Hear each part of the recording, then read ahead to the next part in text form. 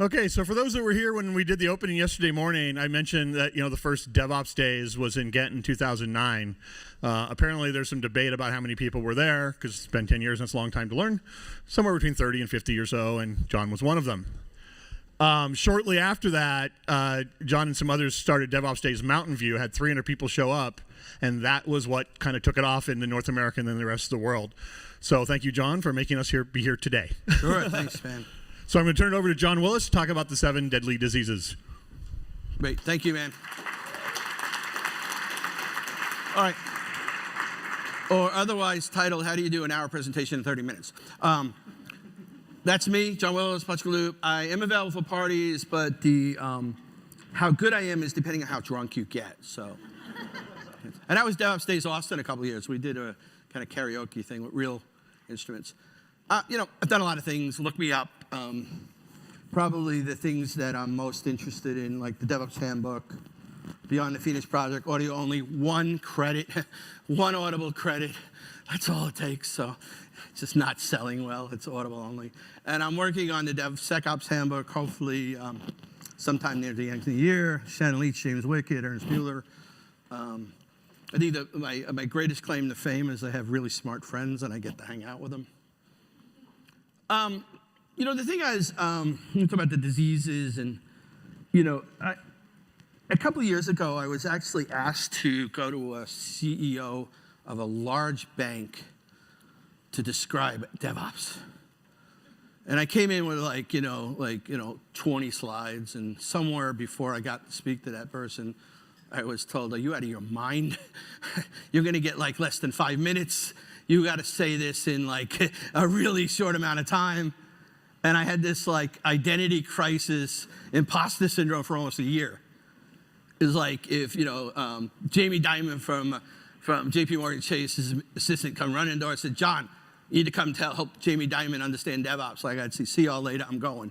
Or CEO of JP. But then what would I say? and I spent a whole year trying to figure out what would I say? And a lot of the things that were going on by the people I was hanging around with, Courtney, Dominica, some amazing people about how we were thinking about describing the patterns and practices. And so I came up with this kind of, DevOps is a set of practices and patterns that turn human capital into high performance organizational capital. Full stop. That's it. Thank you. Hey. I wasn't looking for an applause, but that's me and my son. But here's the other thing. So I was a doctor, so I spent, I'm 60, right? This sucks, right? I've been doing this for 40 years. For about a 10-year run, I was in software companies. Still doing a lot of meta, but anchored by software companies. So about 2 years ago, I was like, you know what? I'm gonna go out and do consulting, and I have all these tools and lead value stream mapping, and I really gonna kill it. And I found that those words got in my way. It didn't allow me to accomplish what I really wanted to do, was seek out truth in an organization.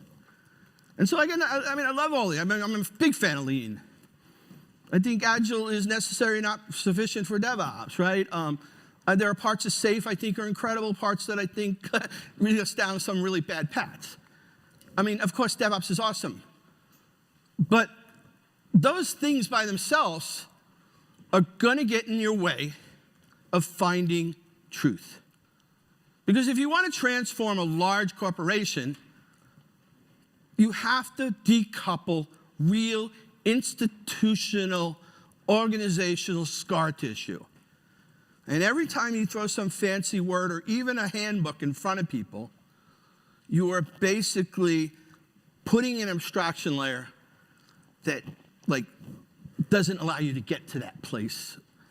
Another thing is I do a lot of things, and I've gotten this opportunity to spend a fair amount of time with Christina Maslach.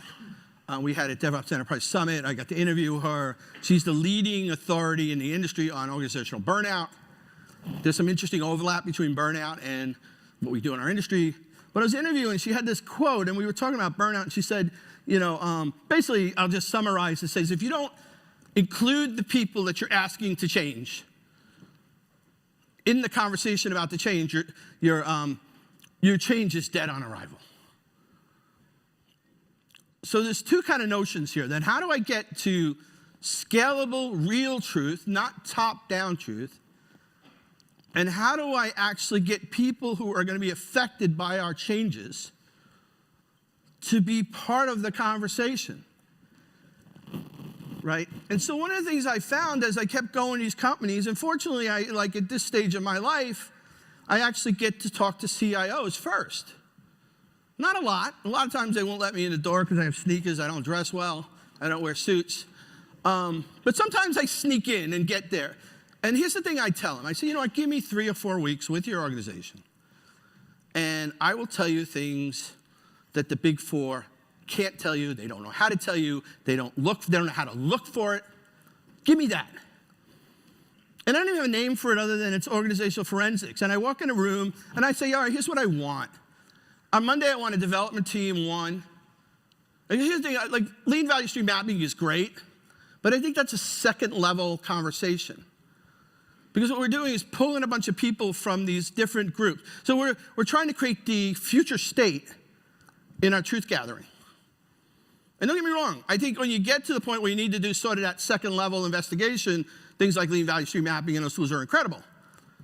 But what I want to do is if you're a legacy organization, I want to meet the people in their natural habitat. I want to talk to development team 1 on Monday, development team on Tuesday. And by the way, you can't, when it's a team-based, there's no bullshit. If somebody's like, oh, John, it's great, and it's rosy, and they're like, come on. Yeah, yesterday at the coffee pot, you were screaming and hollering about how this place sucks. Right? And then I do that, like, and then sort of by Thursday, and this is a conversation I have with the people who want to try to do this, I try to bring in sort of a group where I know there's going to be some core chronic conflicts. Like, so for example, bring in release infrastructure. And there's like hundreds of these things, but this is just one example. So when I get to the infrastructure people, I say, do we have any constraints with resource allocation from the engineering groups? No. Why do you ask? I'm like, well, and I try to play Columbo, right? I had to get that jacket, you know, it'd be awesome. Well, I kind of heard that every time the engineers ask for like memory or disk space, you just unconditionally always cut it in half. Like, of course we do, they're idiots. Like, you're never gonna get that in a value stream mapping conversation. And then you start uncoupling, and then the next week I put teams together and then play the you told me, but he told me, and then some guy raises my hand, I think I know why. So we'll talk a little more about that. The other thing I found, make sure I cleaned this up well and didn't leave any customer names on it. I think I did good. It was actually a customer I did yesterday, so. So one of the things, like, I like to say I was a genius and I figured out this whole thing up front. I literally just kept, I would say it's actually devolving into this kind of model that is very low prescription. So one of the things I do now is I meet with sort of the leadership team over a couple of days, and it's less about this aggregate team stuff. And I got this actually from Kevin Baer, who's the co-author of Peter's Project. It was brilliant. Like he says, what I do is I rapid fire to ask somebody, what are the 5 things that your corporation should be doing that you're not doing? And people are totally caught off guard because they're like, oh, this another Bob, he's gonna try to efficiency me. And then I hit him with this, and I'm like, I don't give them time. I don't even ask them what they do. Like, I caught them off guard. And they're already into the 3rd answer until you realize, oh shit, maybe I shouldn't be telling him all this. And so this is interesting what you find, when you interview about 25%, 25, 30 people of the leadership, you start aggregating what their answers are and their top 5s. When you start seeing again, this is beautiful because when I go back to CIO, it's like, it's not what my analysis is, it's my interpretation of what your people tell me. And you can see capacity, direction, all those things. So I know it's something I can work with. One other thing quickly I wanted to talk about is, I got this from Pedro Kahani, who, we're all familiar with Google SRE, and again, I'm not making fun of it, I think it's awesome, but like, oh my God, Google SRE, give me more, give me more. But like Pedro Kahani, at the same time Ben Traynor was starting that, at Facebook, he was creating productivity engineering. And nobody's written a book about that. And it's equally as interesting. But I talked to him about, he uses this model, he uses it for hiring, but it's this William Schneider thing. And I don't want to over-rotate on this. And my analysis at this point is very kind of subjective, but I find one of the things I get really quick about talking to leadership is, you think about how organizations are control, competence, collaboration, cultivation. You can quickly get a sense as an organization, high control, right, which is kind of an anti-pattern for DevOps, and low competence, like, okay, that's a great opportunity. But you know what? I'm less interested in that. And I'll tell you why in a second. Or I find that there's kind of an equilibrium between control and competence. And in that case, you know what? Maybe this is a system that actually should be left alone. I don't know. But the place that I get really excited is when you look something like the yellow, high-level command and control, right, which we kind of, every presentation you hear should tell you that that's not a good thing. Low-level competence, low compilation, but high cultivation. Because that's the hardest thing to get. Because when I'm asking all those teams, those 100 people I interview, some people just get ranty and just, oh my God, and let me tell you one more thing of how terrible this place is. And then finally I ask, well, why do you work here? And the answer to that is so revealing about the organization. Because if your answer is, well, I'm stuck here, I'm in a city, there's no way I can move. But if your answer is, I like this place. In fact, yesterday, I said, give me an example. Yesterday I was in a meeting, and I'm pretty sure there's no other place on the planet, if I would have worked, I would have had that conversation. So I'm like, when I go back to CIO, yes, I'm going to tell you. One of the things I tell the CIO is, you are not going to like what I'm going to tell you.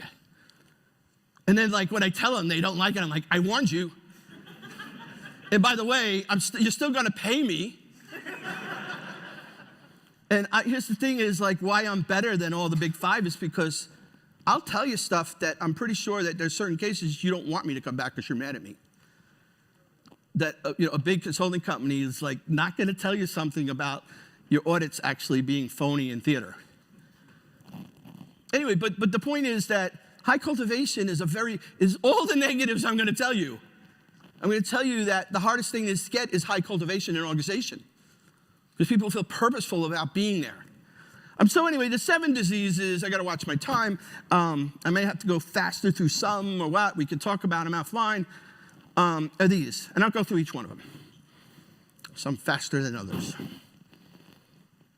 Measuring and managing work. Now, this is really important. And I threw Deming quotes in. What the heck, right? Here's the thing, right? So sometimes I go back to say, how do we do, John? Not good. I really want to, maybe when I'm 75, I'll do this.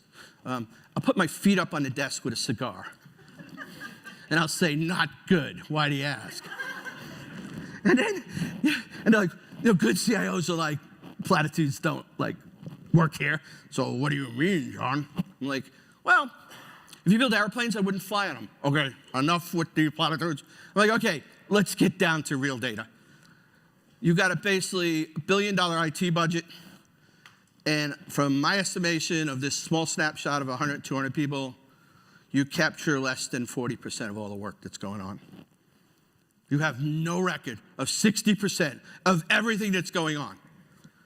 In what other part of your business would you tolerate that? Finance? Last month. We'll roll it up next month. General ledger? Check. But we accept that.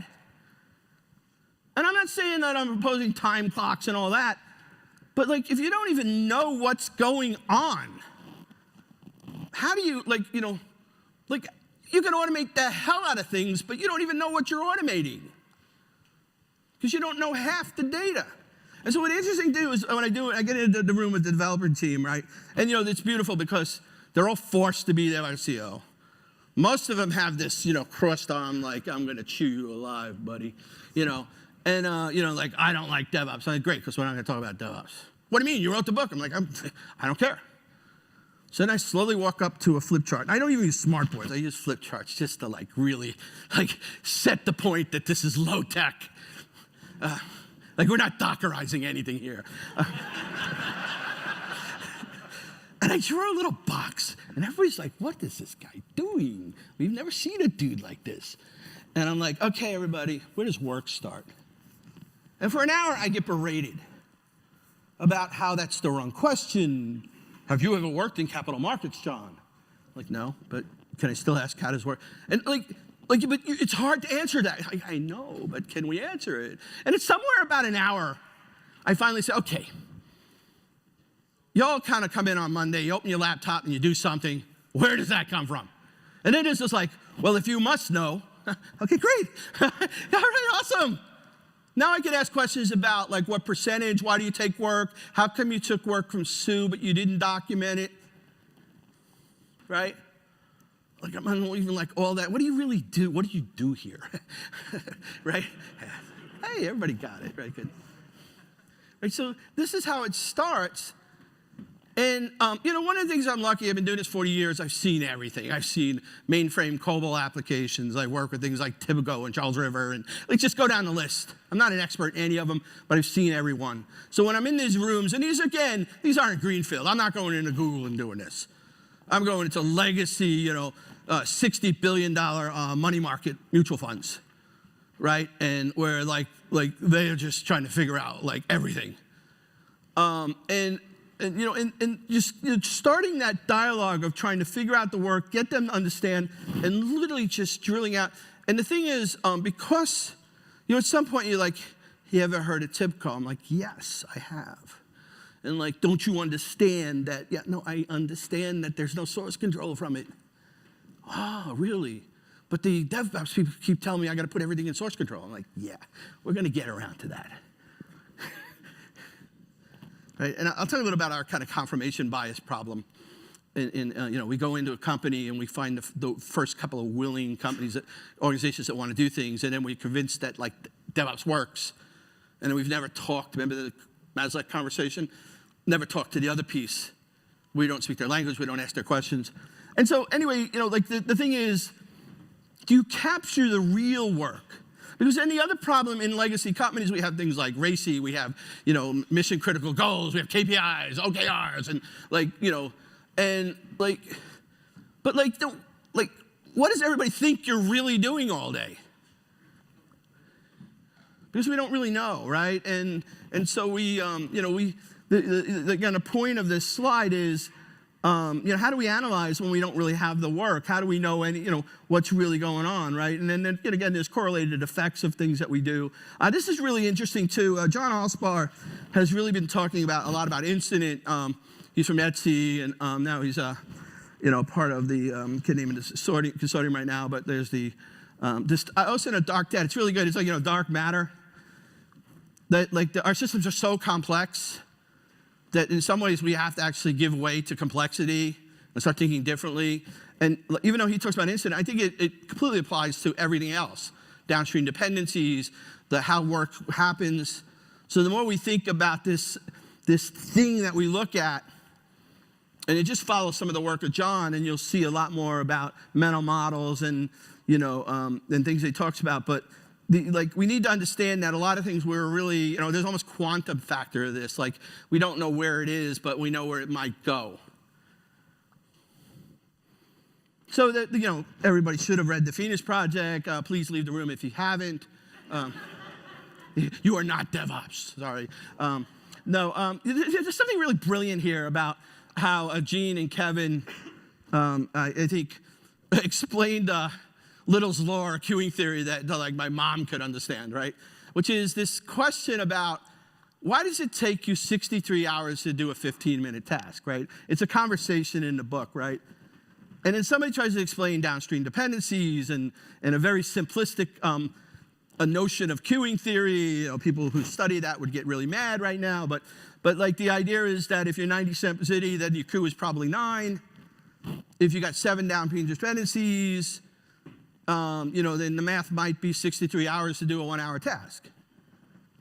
I would tie that back to you have no earthly clue because you don't collect 60% of the data that you do. Even worse, the person who tells me, oh, I've been working with Sue for years. I'm pretty sure what she gives me is accurate. I know I can get it done in a short period. And then you try to drill in, well, are there any downstream dependencies? Yeah, but that's not my job. So it really wasn't a 15-minute job. It was a 4-hour job. And nobody recognized that. And then, of course, the incredible Dominica, right? And here's the thing, right? Like, maniacally capture all the data. And then step 2 is buy this book. And what Dominica says in this book is incredibly accurate. My problem is if you're only capturing 40% of your data, it's going to be hard to understand. That's why the first deadly disease is maniacal focus on understanding what you are doing. People who get moved to 3 jobs but still own the legacy products that on paper they don't own anymore. But they're the only one that know how to administer Jira.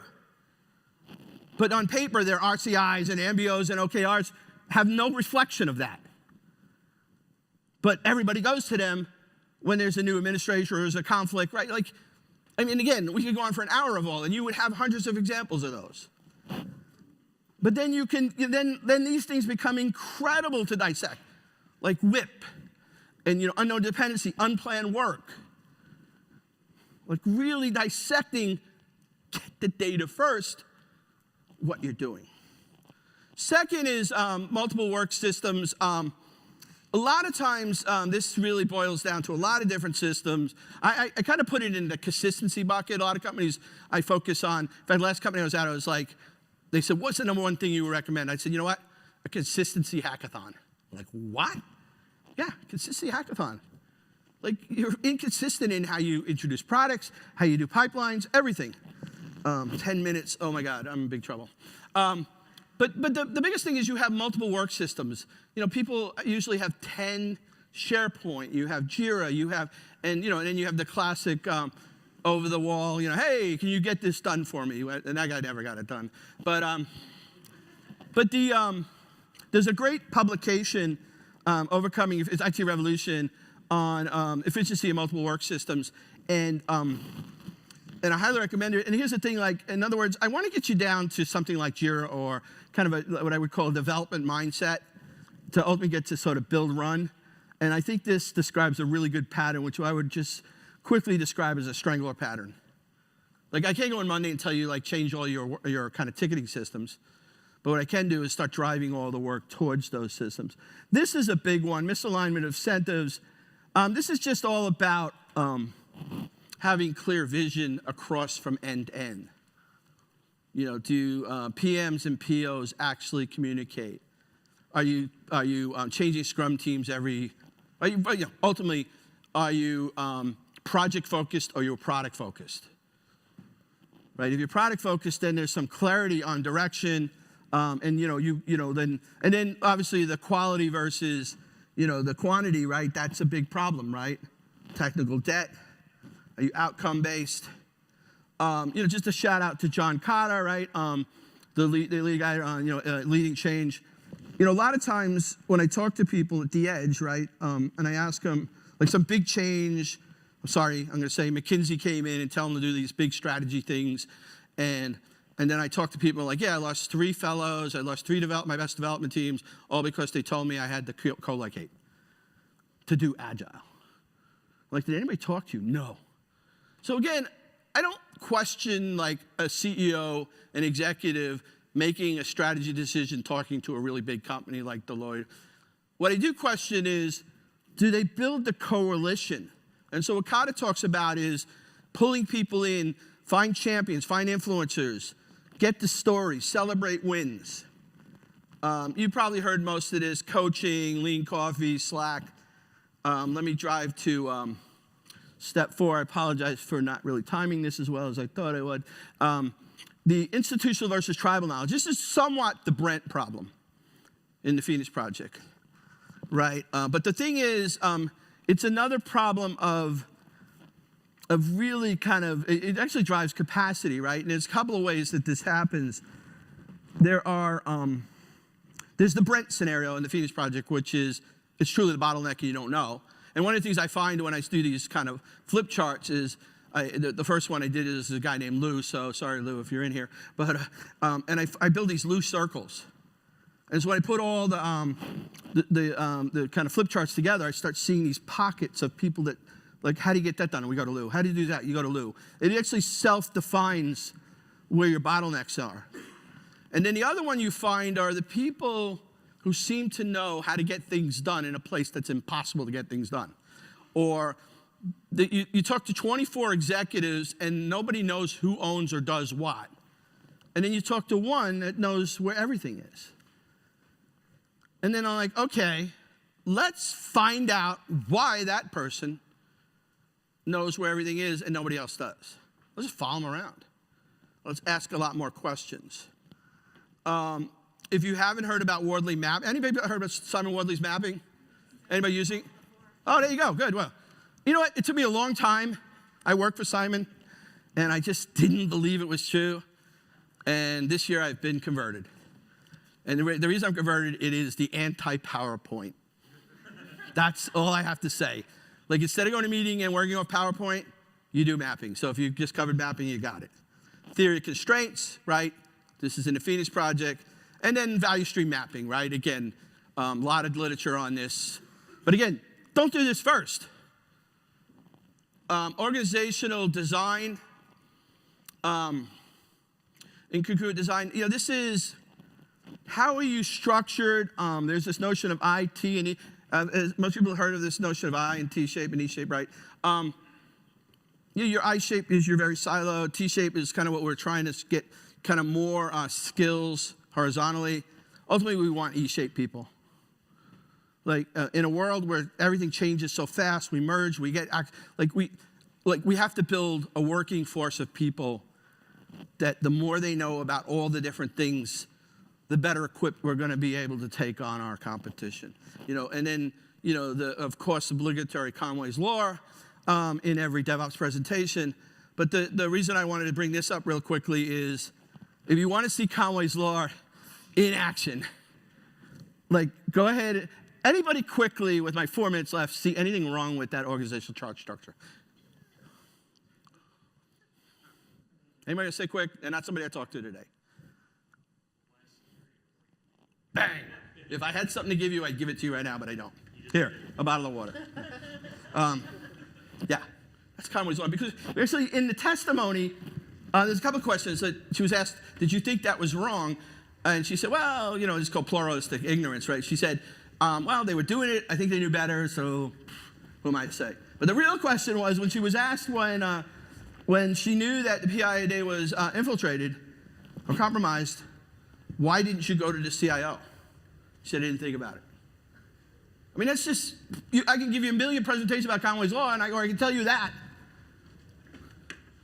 I mean, her mindset was focused on an organizational structure that had less to do with that. I would recommend highly looking at anything Scott Prue has done over the last 5 years about build-run teams. He's one of my almost perfect go-to mentors these days.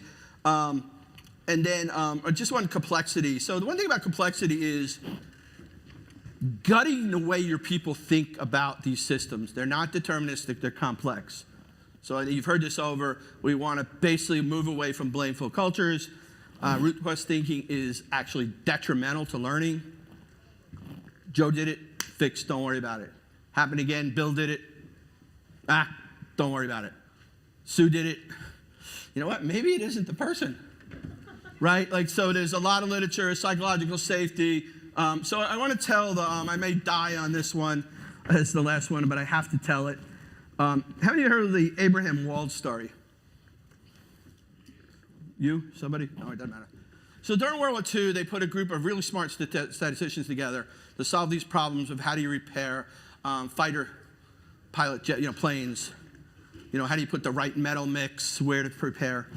And they were doing all this work, and Abraham Wald 1 minute like, oh my God, we got it all wrong. We're looking at the planes to try to figure out how to fix where the bullet holes are.